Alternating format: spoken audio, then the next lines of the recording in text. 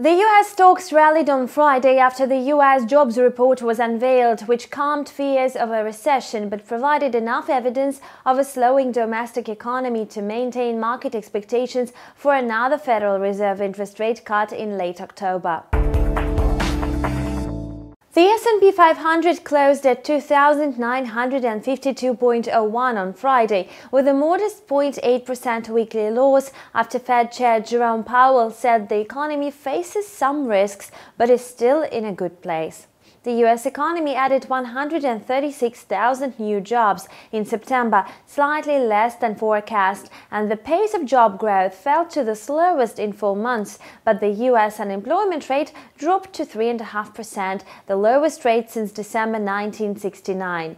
The average job growth of 157,000 during the past 3 months is enough to keep the unemployment rate trending down.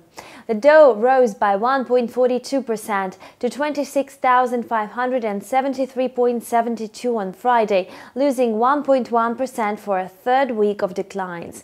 The U.S. jobs data held particular significance after reports about U.S. factory activity showed signs of contraction in September, with the Institute for Supply Management's manufacturing report on Tuesday showing the weakest reading in about a decade, and an ISM non-manufacturing report on Thursday coming in at 52.6%, the weakest level in about 3 years.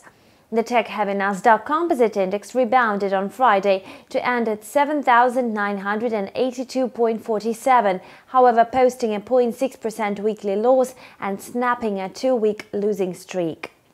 Investors were also watching developments on the trade front, and stocks added to their gains during early trades on Friday after U.S. President Trump told reporters that there was a very good chance that a deal could be reached between the U.S. and China. The two sides are set to meet for high-level talks in Washington on October 10-11.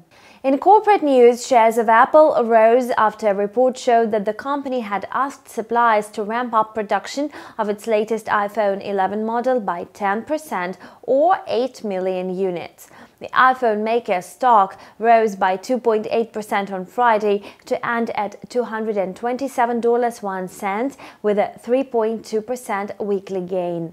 That source said the company has been quite conservative with orders in the past. After the increase, prepared production volume for the iPhone 11 series will be highly compared with the last year, the source said. Meanwhile, shares of Hewlett-Packard slumped after the maker of personal computers and printers announced jobs cuts of up to 16% of the company's payroll. The stock of Hewlett-Packard edged down to close at $14.40 on Friday, losing 1.5% for the week.